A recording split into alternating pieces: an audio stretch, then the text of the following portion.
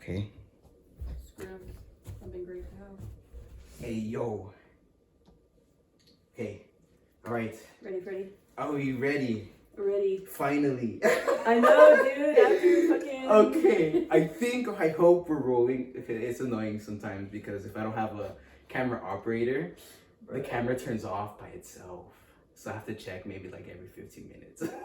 So this episode's probably gonna be like 2 hours with that? Yeah, it's probably. What's up, ladies and gentlemen? Holy crap. I'm happy today. I'm excited. Ladies and gentlemen, welcome to the show.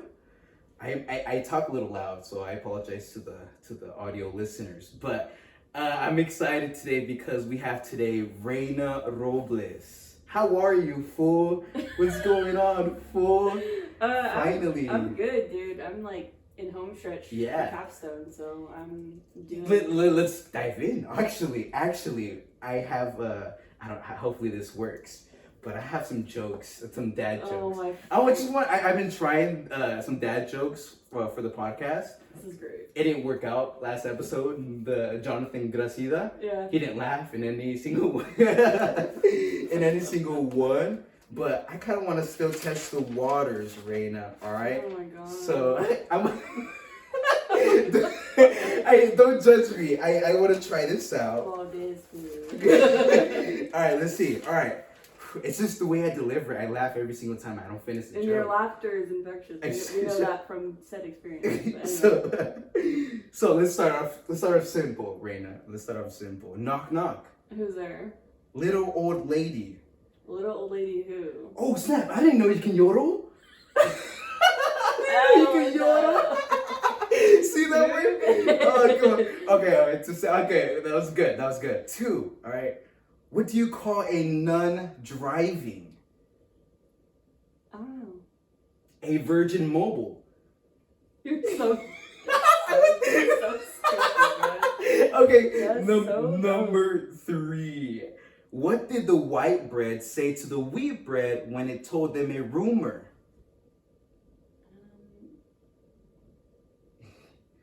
So I'm like really thinking hard. I don't know what. For real though? For real though? Oh my god. Oh, she didn't get it. I thought you were like, for real though? Like, are you thinking about No, it? for real though. That's what that was a fail. Bro. Alright, 2 more. 2 more. Alright, what? Let's see if this one's I'm a little skeptical about this one. Oh no. What does a grizzly say when what does a grizzly bear hold on. Let me Get the fumbles off. What does a grizzly say when he calls a customer service? I don't know. Just bear with me. Oh my fucking Okay, one more, last one, and then we'll die. Alright, this is my favorite. Are you ready? Yeah. Why was the man's birthday party so stinky? I don't know. Because he was turning 40. Bruh, 40, you get it? Okay, welcome everybody. Oh, come on, that was good. All right, hell yeah, dude. I'm excited, guys. Rayna Robles. Dude, tell us who you are. Oh my god. Tell us who you are first. On the spot. On the spot. Like, what do you want? Like a whole like overview? You want my like life story? Like, what's going on? No, you know what?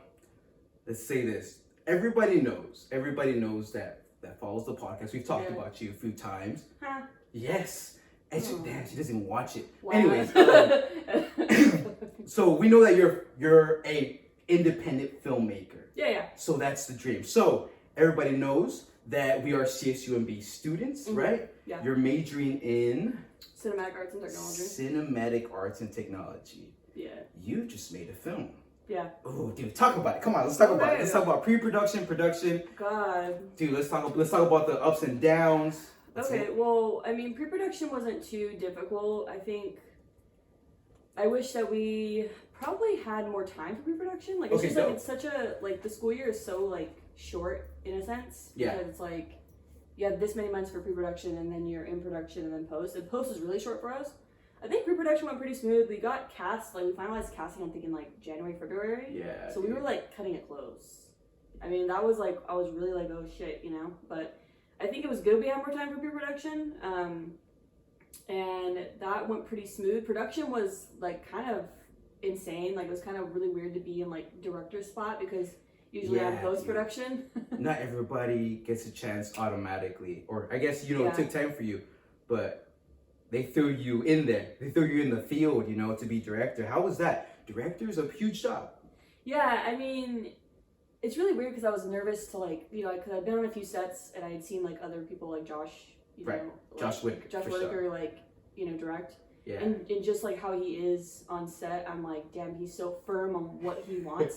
And just like seeing him on set and just, you know, there's stress there, but there's also like keeping your cool. But I think for me, it was like, I'm very much a post-production person. Like I'm a bridge from post-production to post. So like I'm a digital imaging technician. Sorry. Yes. Technology. The best DIT, ladies and gentlemen. Everybody, it's funny, in the community, everybody says the best DIT. Rayna, Robles, dude. Everybody, dude, you're on it. It's just because I was like, everyone, you know, because a lot of people want to do big jobs. You know, they want to do director, producer, cinematographer, assistant camera, which those are all amazing jobs, but I feel like DIT is also one of the major jobs because it's like you have the footage in your hand, you have the footage in those drives. So very, very different compared to that. But at the same time, directing, it was like I am in editor mode and also director mode. So it's kind of hard to like split my brain in two at some points because I was like, oh, do I have a shot for this? But then I'm also like, okay, did we get the shot, you know?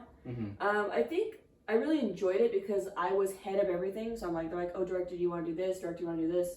It's just kind of cool being in charge. And also working with cast. Like working with my cast was like really, really fun. I think the chemistry between everyone was great. Tell us, wait, hold on. Tell us your story. Tell us what's your capstone? Yeah. Oh, my capstone? Yeah, what's it about? What's it about? Oh my God. Give us a synopsis here. God, I'm really shitty with logline and synopsis. But it's about a couple approaching their anniversary. And the wife finds out that her husband's having an affair with her best friend. Yeah. So things take a turn. When you wrote this, were you heartbroken? Who hurt you? Were you heartbroken? No, I mean, I think the inspo for this really came from like, I really love drama. I love drama films, and I think I've really been into like, you know, like rom-com shit, relationship stuff. So I think that's pretty cool. And I've also really into horror. Everyone in CART community knows I love horror movies. This is why I made a thriller horror movie. Yeah, of course. So this also is inspired by like, you know, anthology horror. So this is like Creepshow, Tales from the Crypt type stuff. So, you know, it's a 5-minute film, but it's inspired, like a lot of like the lighting at the end is inspired by like Creepshow. So I think for me, it's just like combining two things I really, really like together. Like really liking like, you know, movies that have like, you know, couples in it, and then also like really loving horror. So that's kind of like where the inspo came from. Like the inspiration for this came up in like 2017, and we're in 2022 now. So it's like, I remember first pitching this to another friend who lives in Sacramento, and the story is like completely different than when I first initially wrote it. You know, I mean, previous to the drafts that I wrote here at CCV, we're talking like 8 drafts as total now. You know, 7 or 8. Yeah, I remember that 8 drafts. Yeah, that's a good thing. That's a good thing. So it's been refined a lot. I think you know, with a lot of like peers giving input and professors giving input, it only made the film better. But like, you know, some of the challenges were like, do we need this shot? Is this necessary? And being like, sure, like, what do I have and what am I going to use for it? Were the professors here, you know, they're all, of course, they're professionals. They know what's up. Was it helpful? All the feedback for your film? Yeah, I think it was. To make it the way it is. Yeah, I think it was helpful. Like, there were a few things that changed completely. Like, the beginning of the story completely changed as to finding out that the husband's cheating. I mean, that was totally, you know, a professor saying, hey, well, why don't you change it to this? Because it might be more effective for the audience. Okay. And which it is. And I feel like, you know, watching the final cut, it does work so much better because you're in a personal space when you find out this secret, right? So I think for sure, like my capstone instructor, I mean, has been a huge help, and also has made horror films before with his spouse and stuff like that. And so he was really into this idea at the very beginning when I first pitched it in class, which was like super nerve-wracking because, you know, everyone wants to make their own story and they want to make, you know, something effective. What's going to stay with audiences? Why are we making these movies?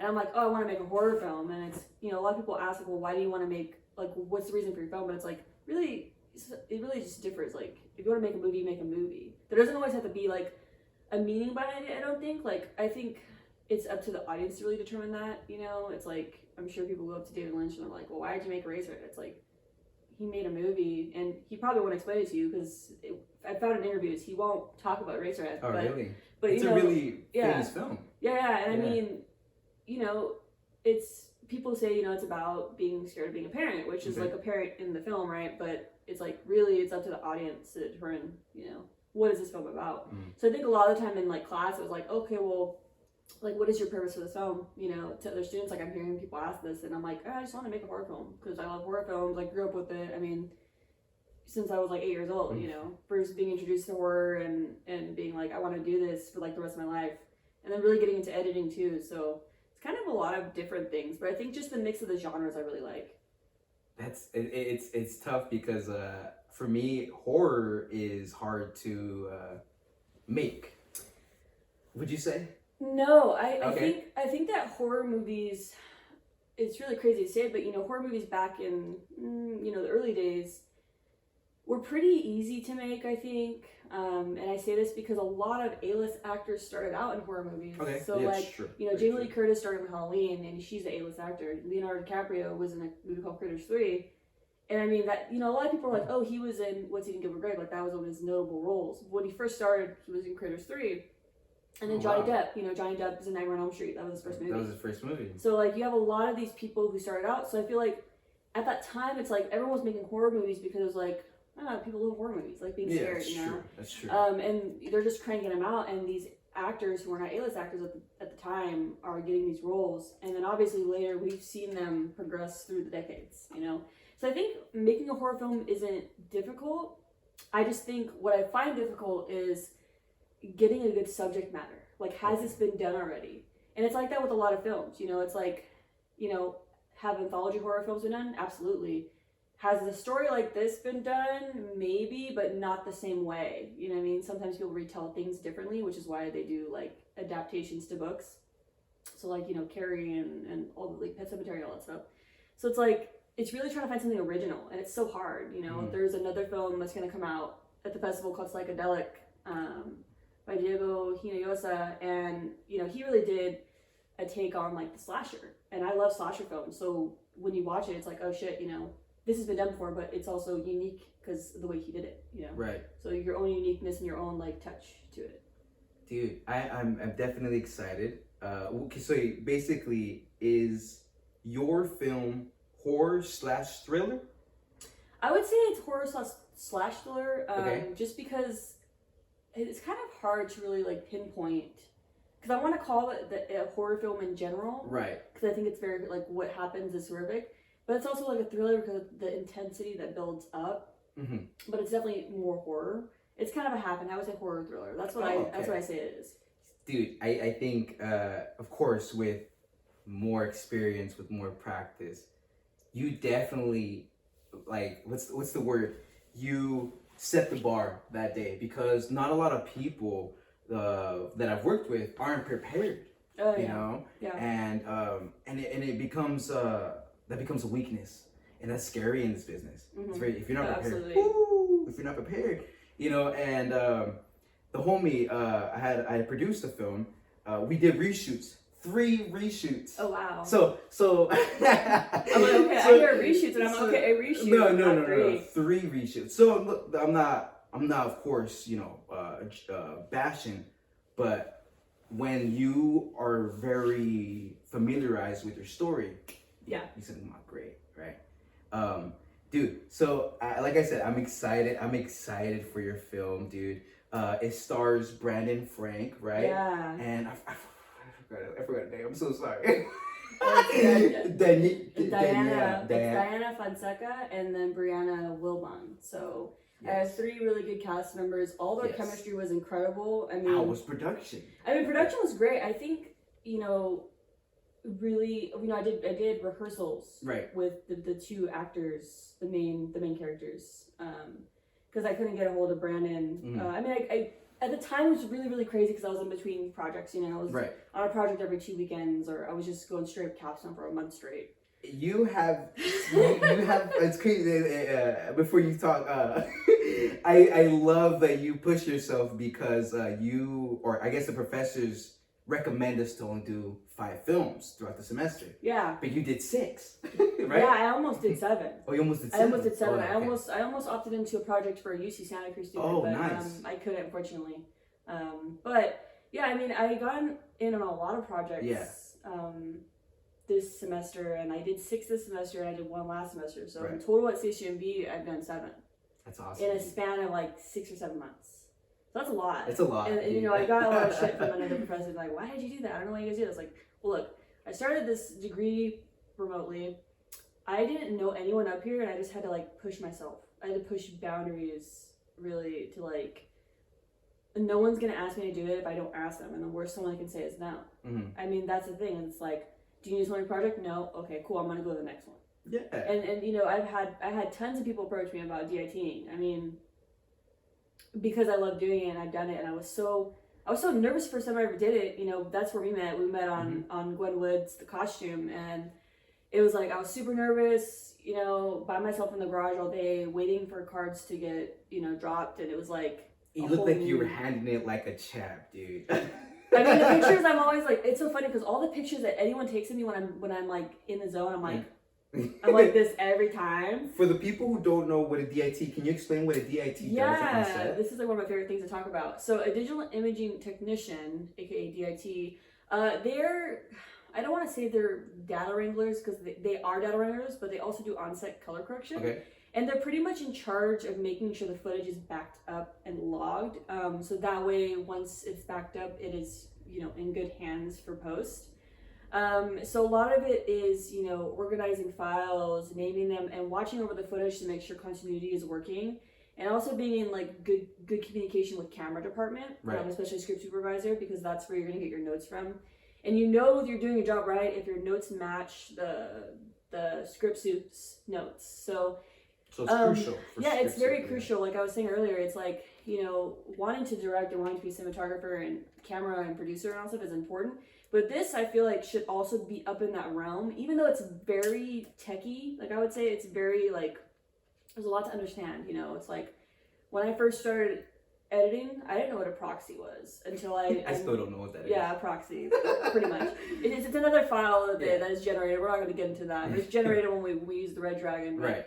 I mean, I didn't know a lot of these terms and information until I was like taught by, Rod, and also by an alum who really helped me get seasoned in it. So it was like, kind of crazy. It's not, I feel like people stress out about it a lot, and like it can be stressful when you're on a real like set, which I was stressed once on a set because of DITing, but that's a whole different spiel.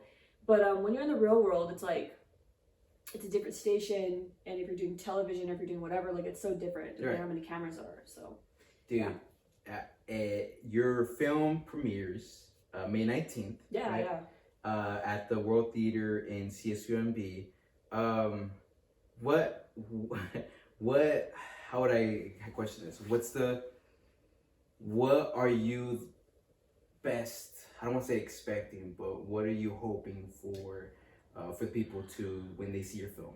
I'm hoping that the story is clear. Yeah. I think that that's really important in general, because you can write a story and, all of my peers have read the script many a time. So it's like, if I'm showing people who have already read the script, it's like, oh, they see it. Yeah. But I'm hoping that now that I've pieced it together, that it'll be understandable.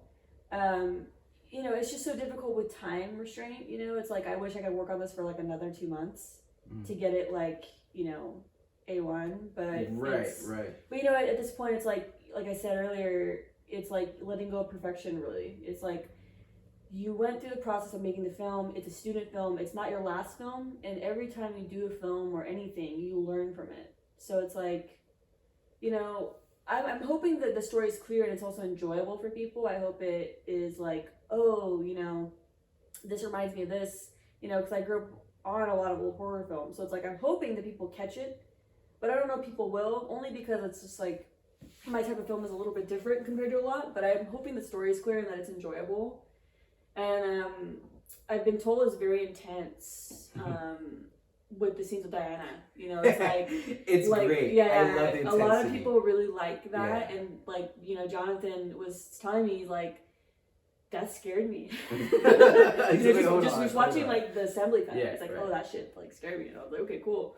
So that's good. I think that we have a solid cast, like I said, and the crew was great. The crew, oh, absolutely. I think crew is really like a crucial part, obviously, of getting it made. Like, really, without my crew, I couldn't have really made it. I mean, I wasn't even gonna make this film. I remember that. And then, you know, I was talking to Chris Rose, who's a known gaffer here in the community, and he's like, "No, you should make your movie, dude." And I was like, "Okay, cool." And so I rewrote it. You know, I got tons of feedback because, you know, the reason why I didn't really want to make it was because of like my feedback the first time. I was like, "Fuck this! No one's giving me feedback. I'm fucking done with this. I'm not doing it. I'll collab with someone." Mm-hmm. And then I was like, "No, I'm gonna make this movie." Yeah. I just changed my mind because I was like, I have people who are willing to do it. I have the equipment and the time, and I've had this idea for so long. Like, why wouldn't I? Mm-hmm. You know, it's like you have an idea and you get the seed and you water it, and, you know, ends up being a flower later. You know, so that's kind of how it is. It's like you go from like this seed of pre-production to post-production where you're watering the flower, and then post is like you have your full bloom. You know, is the stress worth it? All the stuff because from the beginning, you know, I was with you from the beginning to the end. Yeah. You know, and if you look at our group chat, from the beginning to this day, you know, you see the stressful moments, you see the happy moments, you see what the hell moments. Was it all worth it? Yeah, absolutely. I think that, you know, filmmaking is never perfect. You know, it's like. You know, like I said earlier, it's like some things go amazing for students. You know, students who have been here all 4 years, it goes really good because they probably have been more involved in projects. But for people who haven't, it could probably not go smooth, but you end up making a really good film and going through it. So I think it's just, you know, it is worth all the stress. You know, at this point, it's like we're leaving to submit the final cut, but then also being like, okay, it's not my last film. Is it 110%? Maybe, but, you know, it's like I made the movie. That's the thing. I made it. I put money into it. You know, it happened. It's cool to say in your life you could say I made a film, right? Yeah, I made a movie. Yeah. And the great thing about it is that when you start making your first one, you have this urge to make the second one. Yeah, absolutely. Do you have any ideas for the second one? I do. That's dope. That's awesome. Yeah. So there's a lot of things I have kind of lingering in my head, but I'm gonna do a short documentary with Summer with a buddy back home who has a Red Komodo camera. Nice. And we're gonna do a documentary on my friend who's been skateboarding for 13 years. He's reaching his 13th year, so I was thinking about calling it 13th year, but I don't know yet. So are you directing it? I'm gonna direct it and I'm gonna edit it. Nice. And then I'll have a cinematographer, and I'm gonna see if I can get some CSUMB folk on board. But, dude. It's gonna be a short doc. It's not gonna be, you know, I'm kind of aiming for it to be 3 minutes, maybe 3 4 minutes, but I kind of want to do that because I think it'd be really fun to shoot a doc. I've done like a doc for Sylvia's class, but you know, that's one of my ideas. I'm going to be freelancing over the summer. I'm going to be on a project in like August probably. I haven't signed anything, but I'll probably be doing some stuff, and that'll be really, really fun. But I haven't gotten any like info from like the director right now, so sending you good vibes, please. Sending you good vibes. Absolutely. Dude.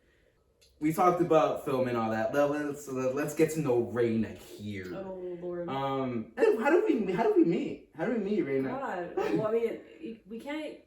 We still have to talk about film because that's kind of how we met. Yeah, but how did we meet? Yeah, I mean, we had a cinematography course together last semester, and I remember I was like, "Oh, are you a junior?" And you're like, "Yeah." And then I was like, "Oh, do you work on anything?" And you're like, "Yeah." And I was like, I kind of felt intimidated. So I was like, I was like, this fool has been on a capstone. I haven't been on one. You know what I mean? I hear you. But yeah, I think we met in that class. We bonded really well in that class.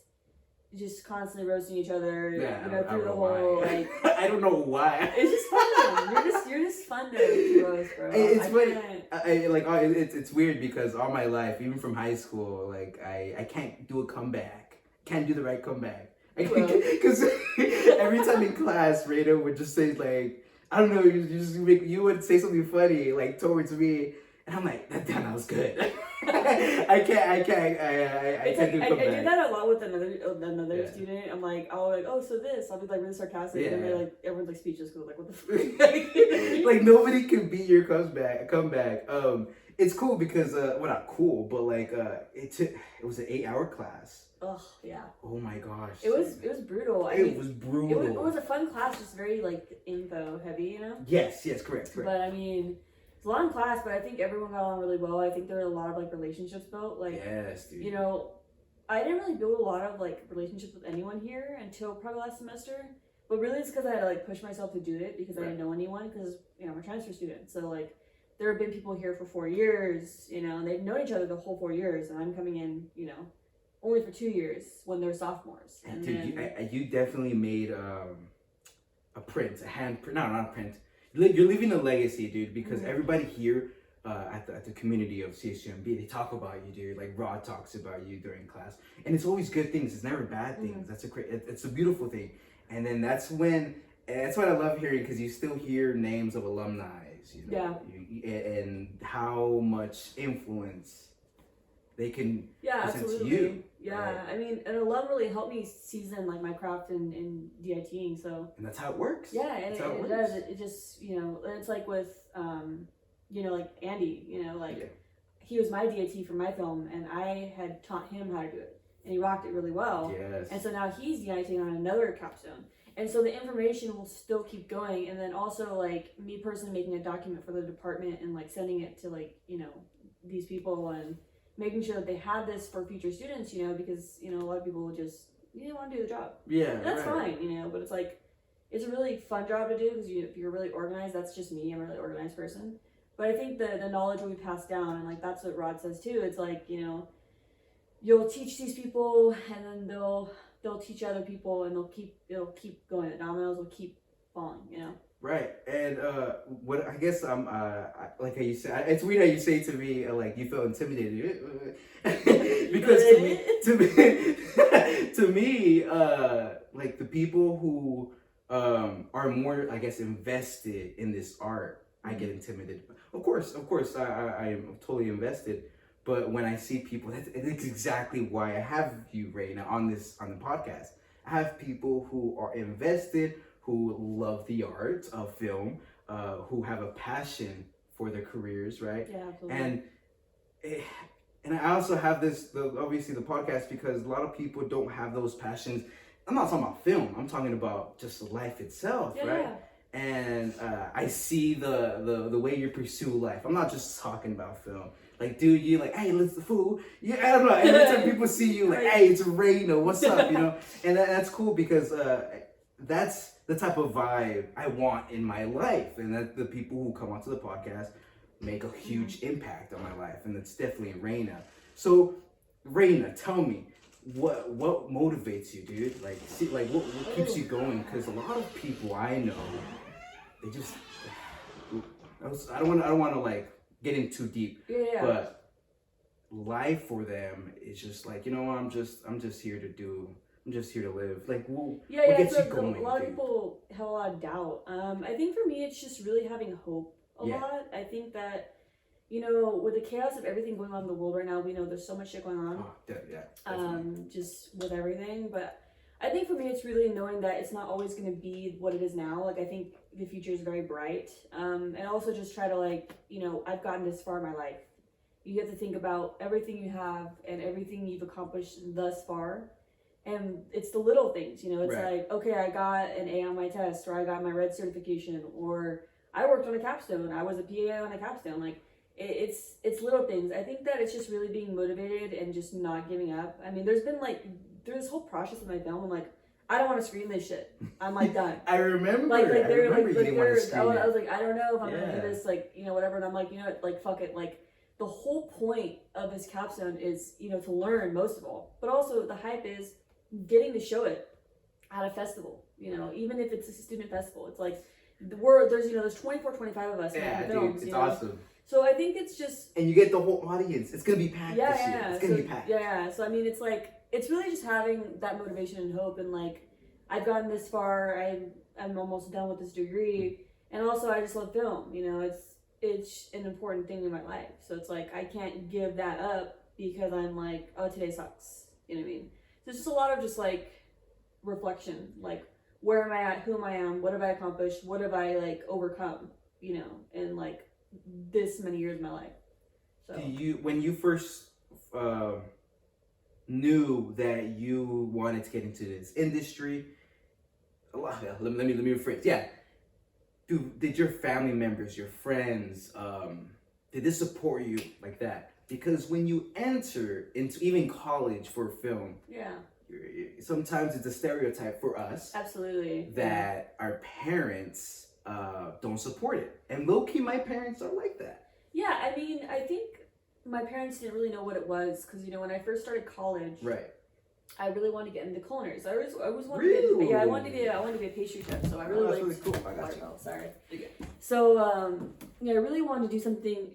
It was definitely artistic, because I like to bake and stuff like that. So unfortunately, from where I'm from the Central Valley of California, it's like there's no programs for that at community college. You have to go to like a trade school, which trade schools are great for some people. For me, it wasn't really my spiel because of the cost of it. And then I was like, okay, well, I'll be an ag major.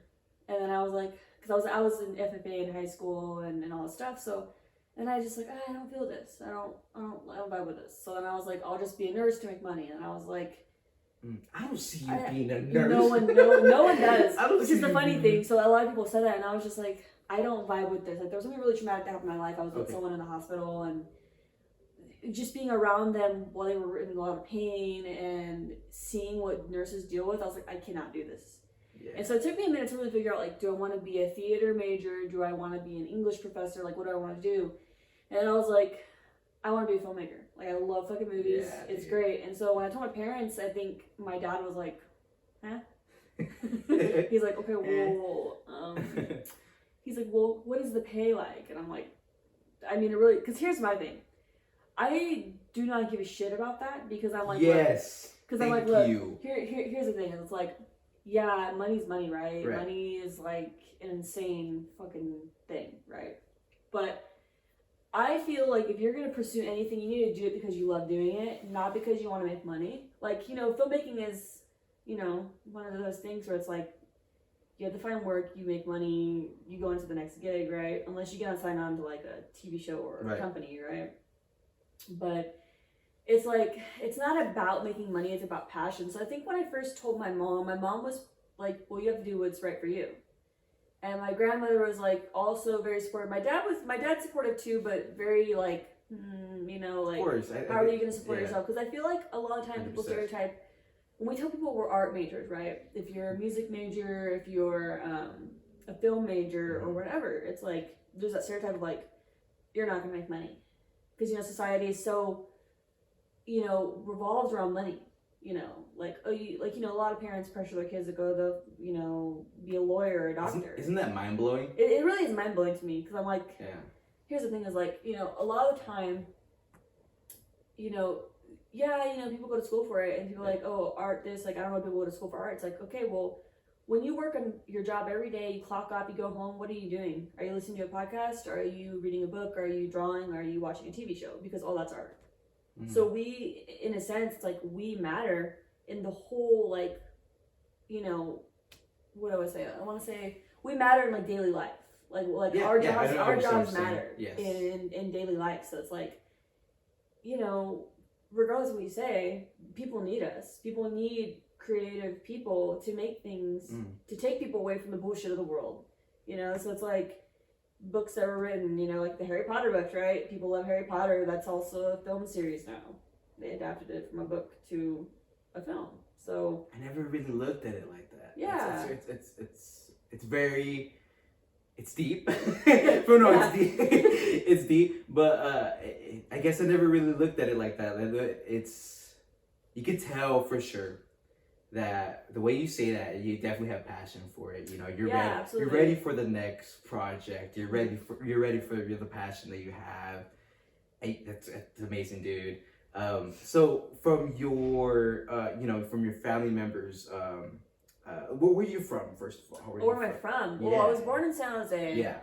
But I'm from Modesto, which is also the hometown of George Lucas. Central Valley. We're Central Valley babies. Central Valley, yeah. So Modesto, like I just said, is the hometown of George Lucas. So he's a huge deal. Wait, what? Yeah. Are you serious? Yeah, he's an alum. He went to my junior college. Are you serious? Yeah, and way. Jeremy Renner, Hawkeye from the Avengers, is also from Modesto. Yeah. Swear. Yeah. So Star Wars Day is a big deal back home. Yeah. No way. So I mean, That's I'm dope. sure it's like not shocking that I'm like, oh, okay, Star Wars, okay. That's so cool. Yeah. Holy moly! The guy who I forgot his name. He's the in the 50s, 60s. The black American who raced, and he put his fist up in the air with the black glove. Oh, I don't know. Tommy Jones? No, not Tommy Jones. Timmy Jones? You know what I'm talking about? Those three contestants. Oh, I don't remember. No, you never heard of that story? No. Okay, so I didn't even know this story, so I can't even explain it well. But anyways, it's a well-known story that I forgot his name. Somebody just text me. But it's a famous picture. It's a very it's been on documentaries about I'll show you after, fool. But anyways, just cut this whole part out. This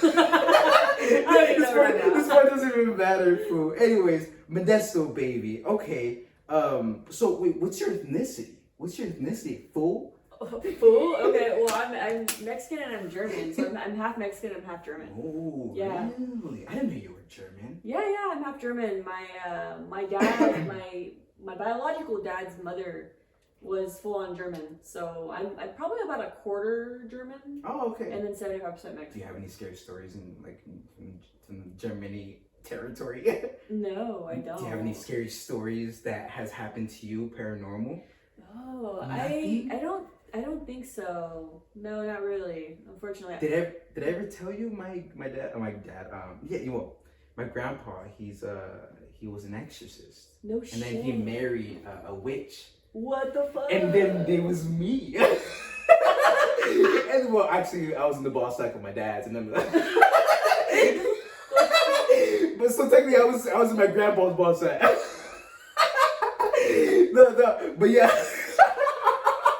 This guy. Hey yo, this is gonna be the clip I'm gonna use. But no, yeah. So he married a. Because when I talk about it with my grandma, she's like, that never happened. That I'm not a witch. I'm not a medium. But everybody knows. Like we just know. You get that vibe. It was one time, fool. They came over from Guatemala. Oh yeah. And so my parents left work. Nobody believes this story. Nobody believes me. I told my dad. He says that never happened. But anyways, oh my God. So I'm chilling with them. We're in the kitchen and they're cooking, right? And so my grandma asked me how to use the microwave, because they're old school, right? Mm-hmm. She's like, okay, I don't understand. So I'm like, okay, I'm fixing it. And it turns off on me, I'm like, what the heck? So I'm chilling right there, the microwave's right here, and in front of the microwave is me and my grandparents, and they're just watching me do this magical thing with technology. And I'm pressing, it just turns off. I'm like, what the hell? I'm like, so I'm checking, but this thing doesn't need batteries, whatever. And so a few seconds pass by, and it says on the thing where the numbers are at, it says, we are here, but in Spanish. Estamos aquí. Estamos aquí. Oh my God. I'm like, hell no, bro. So I look at my grandma. I'm like, tus pecados te acusan. It means in English, your sins are here. I told her, fool, come on. Hey, in my house? Come on, fool. So I walk away. I told her I'm going to my room. I didn't even fix the microwave. I left it how it is. And so I left her food cold. And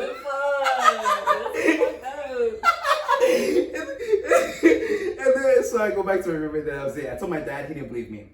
And I told my grandma, I'm like, do you remember that? Nope. Grandpa, do you remember that? Nope.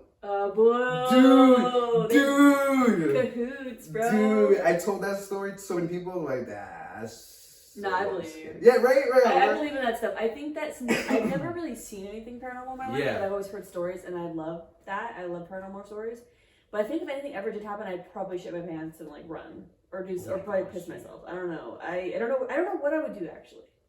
I don't want to know. I don't want to know either. No, dude, it sucks because it's another story, but it's not scary.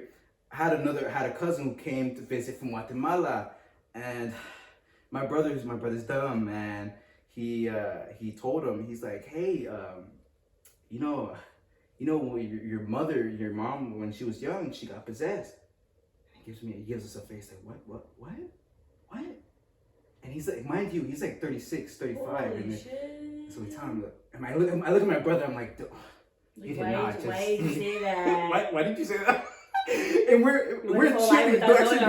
We're in Applebee's when we're sitting. No. We're getting our ribs, and he's like, hey, did you know this happened to your mom? And he's like, wait, what? A couple minutes later, he leaves the restaurant. He calls his mom, and I'm like, and we're just talking about it. I'm like, dude, you're horrible. Like, why would you say that shit, bro? He went like his whole life, like not even knowing. Yes. Like, you just fucking dropped that bomb on him. It was probably one of the funniest things ever, to be honest. But okay. But for me, if I were to see something paranormal too, I don't know why you like directing these or even making films about horror.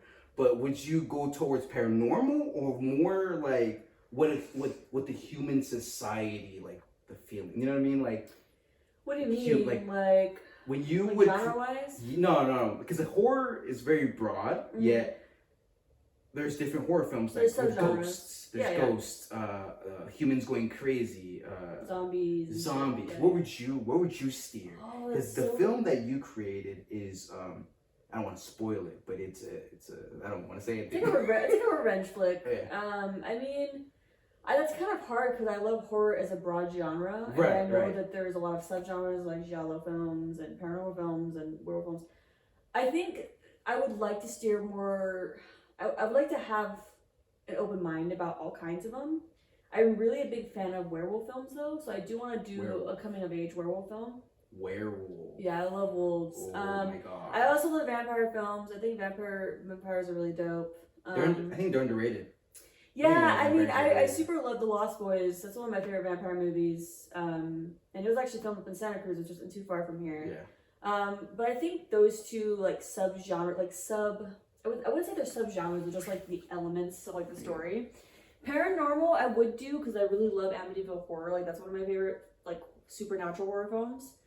But probably more so to like, werewolf, vampire, because vampires are kind of supernatural. So I guess probably any of them. But like my major ones, I probably really want to do would be like a vampire story and a werewolf one. Right. So okay, as of, like I said before. The reason why I have you here is because the impact and the influence that you have on people, dude. Seriously, like, dang, water bottle. So anyway, like I said, you made an impact on the community of CSUMB, especially art majors. And like I said, May 19th is when her film is coming out. And I usually ask this question at the end. So, like I said, you made an impact, and that's the reason why you're here. You've definitely made an impact on my life because of how friendly you are. You're the best, dude. And I don't know for Rayna, I'm gonna miss you. And that's right. And she's graduating this semester, ladies and gentlemen. I'm a little sad. I am sad too. I wish I could say. Me and my roommate always makes jokes. We're like, we're just gonna throw out your external drive so you can just fail and just say other things. I'm like, I think I might be in cahoots with that. Yeah. but one of the questions I ask the people that are important to me that come on the podcast, what are the moments that happen in your life, whether it's negative or positive, that make you the person you are today? Ooh, holy shit, that's so crazy. There's a lot of moments. No, right. I think my parents divorced when I first started college, so that was really traumatic. But it made me a really strong person because, in between divorce, there's a lot of, crazy shit that happens. So I think my parents' divorce really made me a strong person just, because when I was growing up, I see my parents together all the time as mom and dad. And then now it's like, mom lives over in another town and then I live with my dad's, So I think that was a huge thing. But, I didn't let that deter me from, my goals and everything because, it's a very traumatic thing. So I think my last relationship I was in, we were together for 6 years, and I think that also really made me a strong person. Breaking that off and peeling off the Band-Aid, and doing that, and really just focusing on myself for a few years. And after that breakup, it was like I came back. It was like I graduated junior college, I got a new car, I got a new job. And I worked my ass off for a year, and then I got accepted at CHMB, and then now I'm at this point in this stage. So I think those are two very crucial points in my life, really. And then also moving up here, to go to CHMB as well was another huge move for me. I'm not at home now. I'm on my own, paying rent every month. All this shit. You're an adult, dude. I'm adulting. I'm doing what adults do. I'm not jealous. I'm not. Yeah. No, it makes us very sad to see you leave, but you leave a legacy, fool. And I'm excited to see your last mark on May 19th. 6 p.m. everybody. CSUMB World Theater. Dope. I'm excited to see it, fool. Everybody, thank you for watching. I'm going to end it. Yeah. Rayna? Wait. Go ahead. Yes, please. I have a joke for you. God damn it. Go ahead, please, actually. How do you make holy water? How do I make holy water? How do I make holy water? You burn the hell out of it. That's a smart one. I like it. Write it down. I might steal that one for the next person. Rayna Robles, I appreciate you. Any last words? Any last words, Rayna? Anyone who's listening and who's feeling very doubtful at this point in life, whether no matter what it is, yes, just keep on keeping on. Yes. Really. We need more of this positivity. We only have one life, and I thought about that really in depth yesterday, but we have one life, and it's our time now. It's our time now. I'm getting Goonies vibes right now. But yeah, that's kind of my last words, I would say. Awesome. Rayna, I love you, dude. I'm excited. May 19th, guys. Yep. Lovely is gonna premiere. Hopefully we'll get to share that to the world someday, or hopefully after. Yeah, I'm gonna enter in some festivals, so we'll see what happens. Awesome. Thank you, guys. Appreciate you. I have to say this. Subscribe. Like and subscribe. Rate and review on all podcast platforms, ladies and gentlemen. I love you, and peace out. God bless. Have a good one. Peace.